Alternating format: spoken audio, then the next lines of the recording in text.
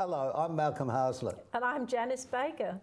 I love orchids and we're upstage. Oh, Janice, you've never looked lovelier. We're talking orchids all year round. Next on... Our time. I've moved them so you can be seen. Thank you. Don't you love orchids, I though? do. I'm not... They're absolutely my favourite flower. Yeah, but Apart from cyclamens, and then, of course, there's hydrangeas, and then there's... Anyway. We have a special guest. We do. We have Trevor Garard from the Orchid Club of South Australia with us. Welcome. Trevor. Thank you very much. You know all about orchids. No one knows all about orchids. Oh, I'm glad you said that, because that's true, isn't it? It is. No one's a fully blown expert, but there's some that know more than others. Well, what's your official title within the Orchid Society? Orchid Club of South Australia, I'm the president this year, and I run the Orchids in Schools program as well. Well, I want to talk about that because that's something I had no idea that you were basically talking to the younger ones about it.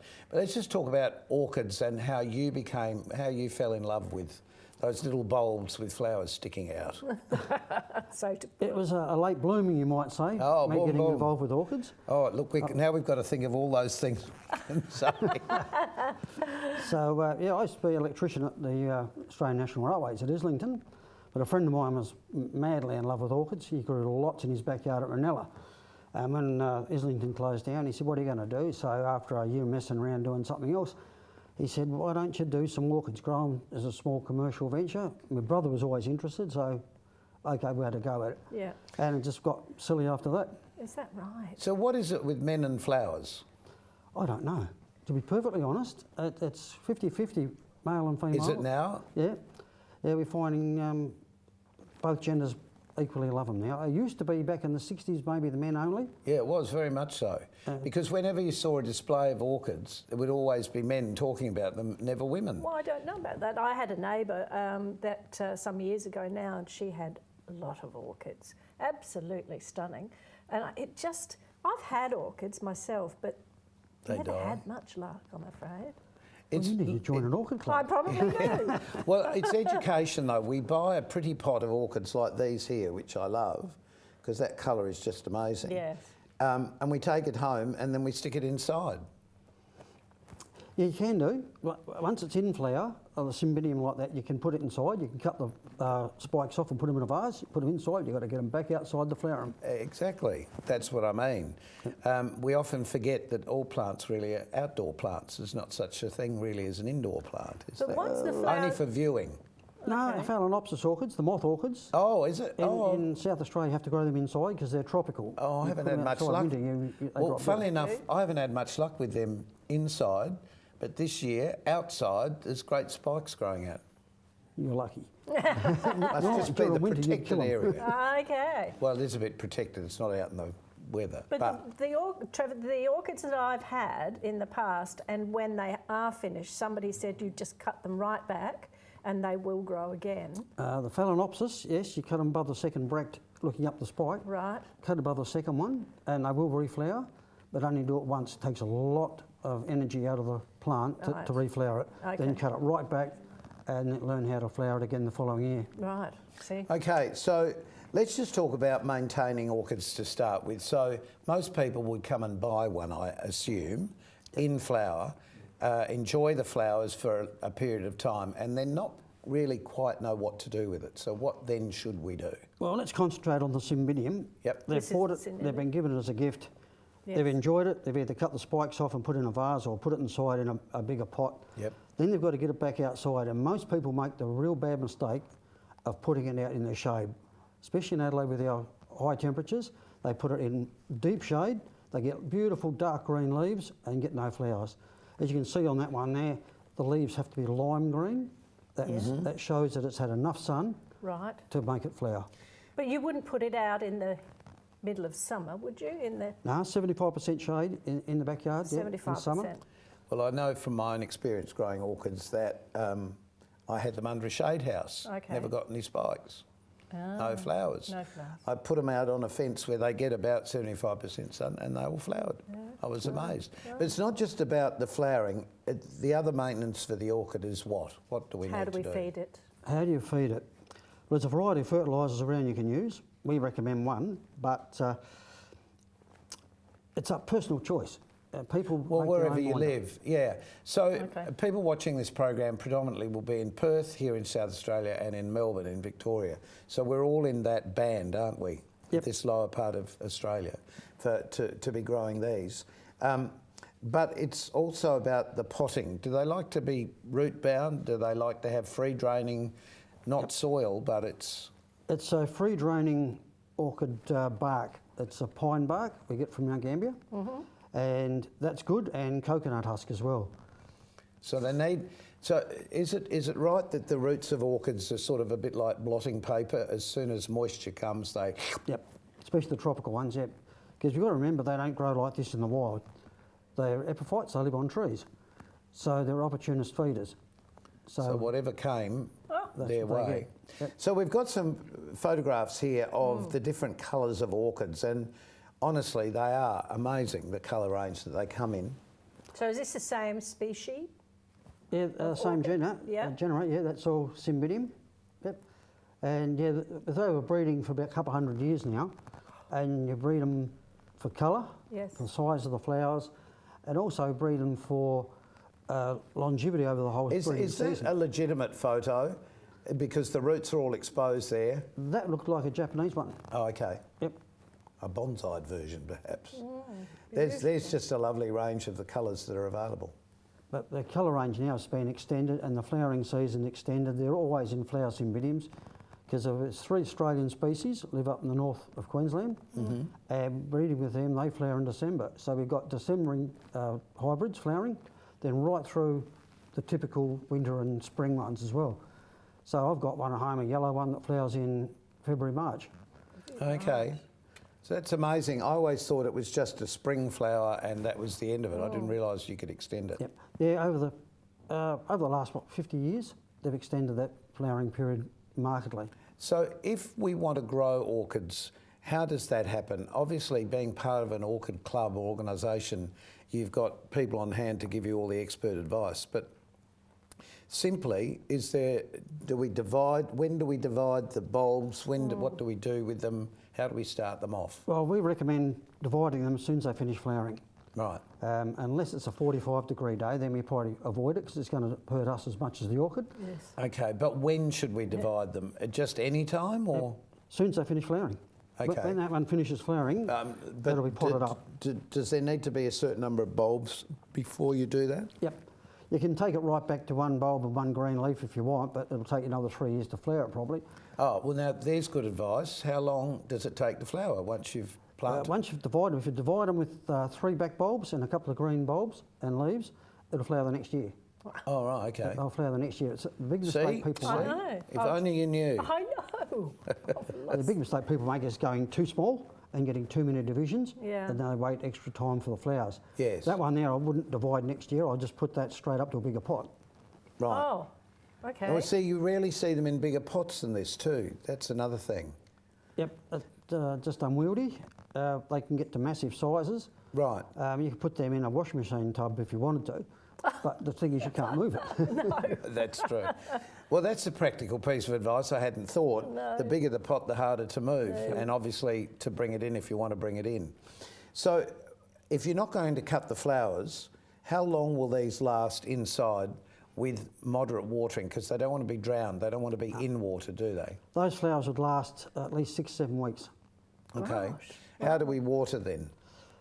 You take it from outside, water it heavily, make sure the water runs right through the drain holes, because we've got salty water. If you don't, they get a salt build up in the mix.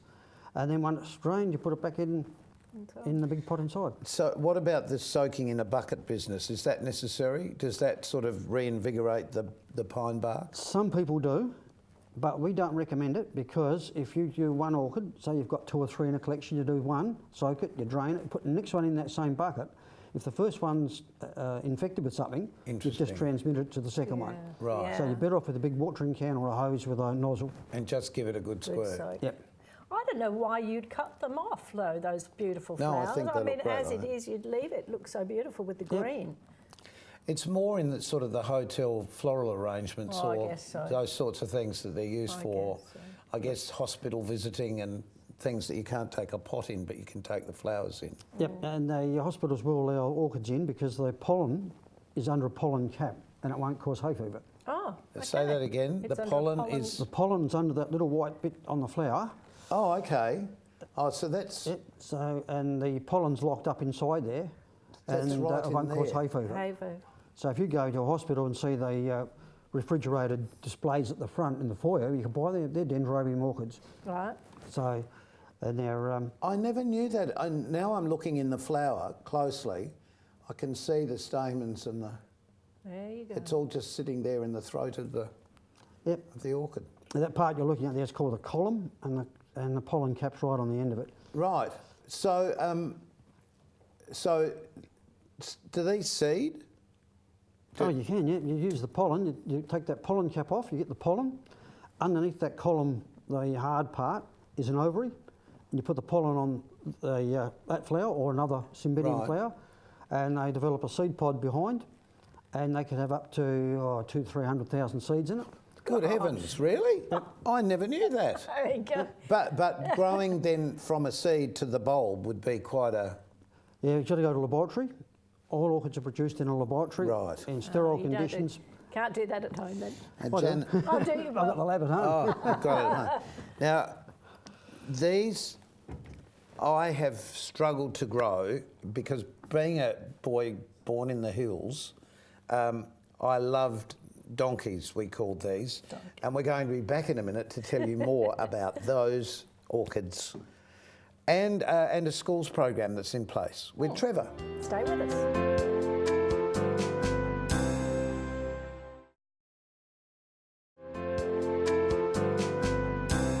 Our special guest is Trevor Garard from the Orchid Club of South Australia. We're talking about these beautiful orchids. We were talking about Cymbidium orchids initially, and Yeah. I just asked the question while we were waiting to come back. These obviously aren't Australian natives as such. Where do they actually come from?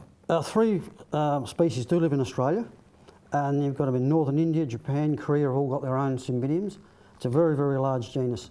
Do the Cymbidiums in Australia look like this though? No, No.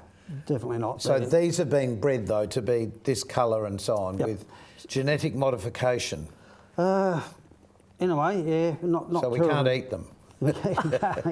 But yeah, they've been bred with colour in mind, the size of the flower in mind, and they use some chemicals to make them what they call a 4N, which is twice the number of chromosomes to make the bigger flowers. Things Oh, like that. okay. And you didn't start doing this until you were how old?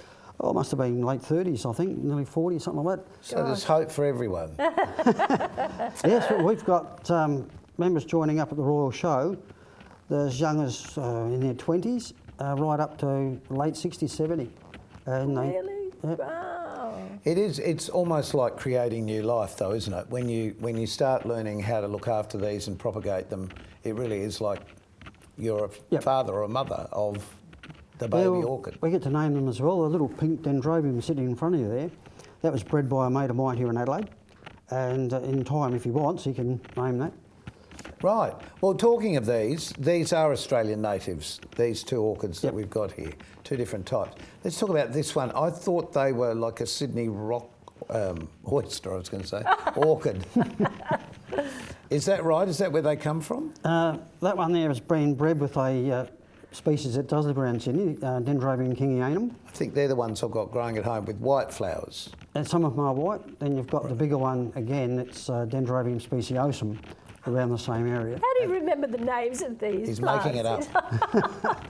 But that one is a hybrid using kingianum. You can tell that by the flower. If you're a judge, you better tell straight away what's been bred with. Yeah. And yeah, so it's very interesting, like you say, it's almost like being a parent, breeding these things to see what you get. Yeah. Exciting. And obviously these things have got to go on. As you were saying at the recent Royal Show, well, a while ago now, but the Royal Show here in Adelaide, you had younger people joining up, but you have a program for schools now. We do. We've had that since 2012. It started down at Woodville High School. One chap started it down there. Then I started one at Wollonga High School. And then I named it Orchids in Schools. And we made it a bit not formal.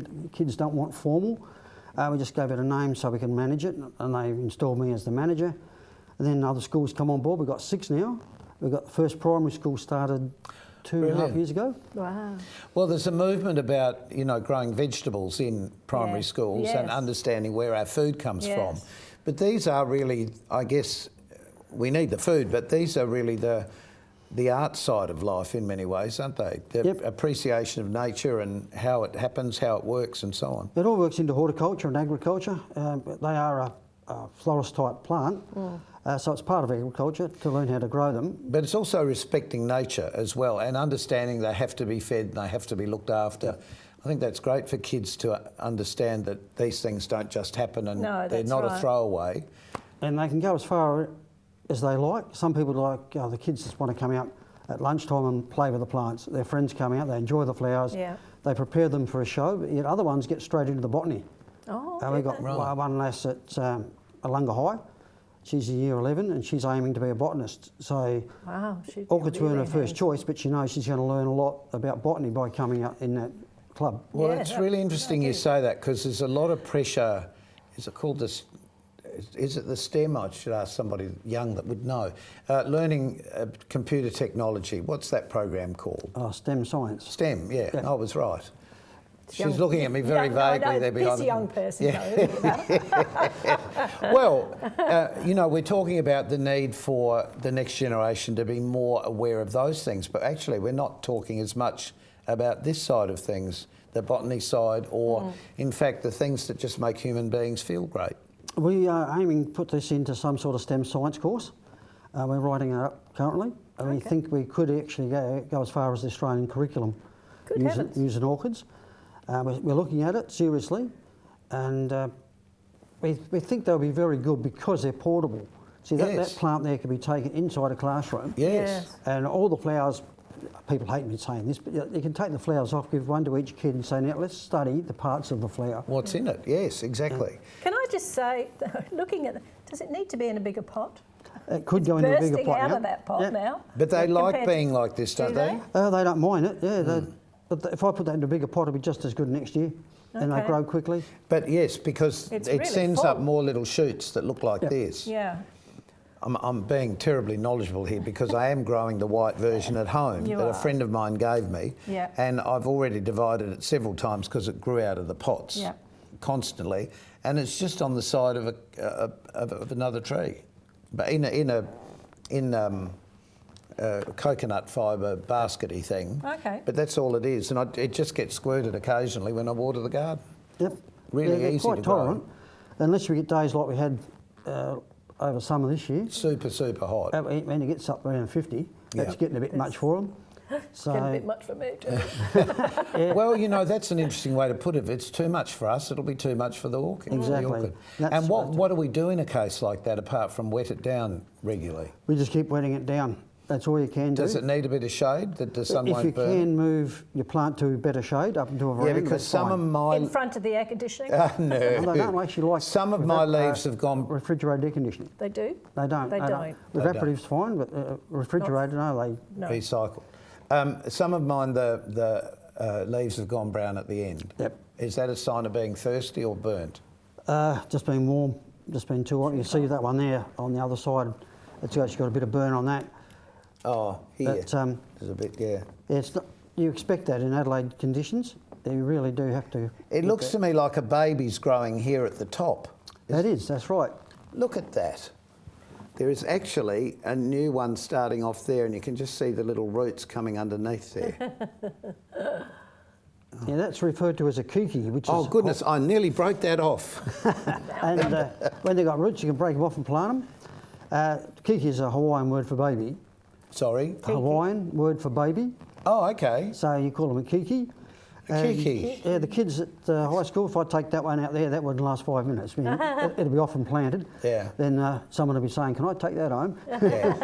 I guess that's what it is, because if you've not seen plants like this before, you suddenly realise just how beautiful they are. I must say, I'm just astonished by just how beautiful nature can be, even though we may have interfered with this a bit. The fact that that can happen in nature, that humans can make it almost a better version.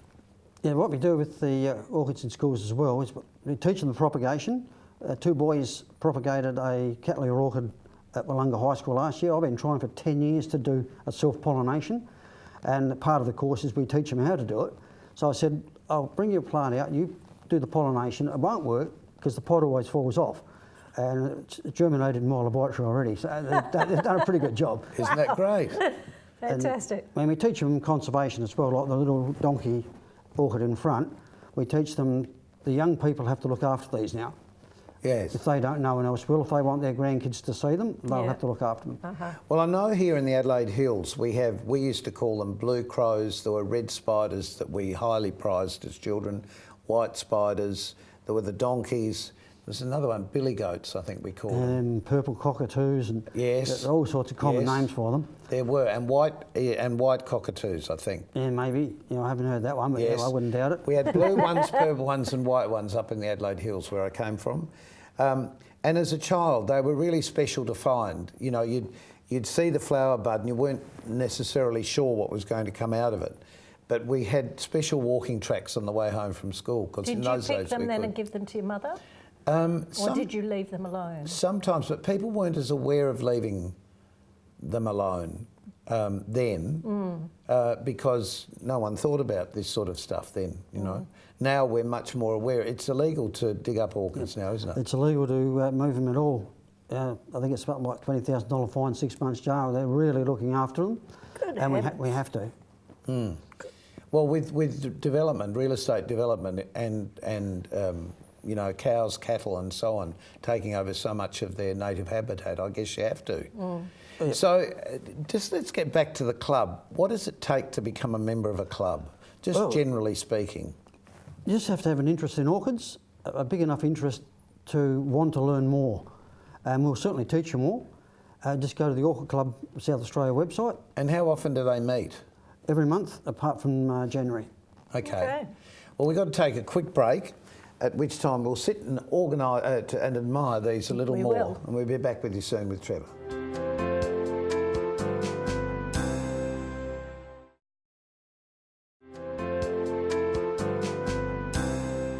Welcome back. Well, yes. So, Trevor, to become a member, is it easy to become a member of the club? Very easy. These are orchid clubs all over Australia, I guess. Oh yeah, everywhere. Every state's got big ones and some smaller ones in the suburbs.